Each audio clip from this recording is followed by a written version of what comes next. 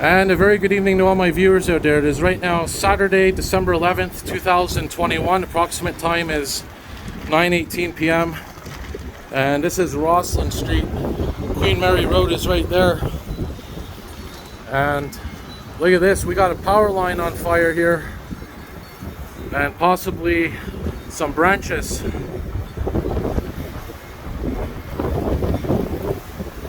You can see a lot of smoke, a lot of sparks going on there as well. Some embers falling down.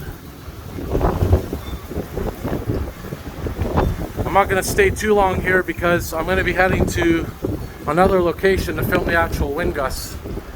But this is good timing because I was checking on one of my friend's apartments who's actually away right now. And yeah, this happens to be going on right in front of his place. So talk about good luck.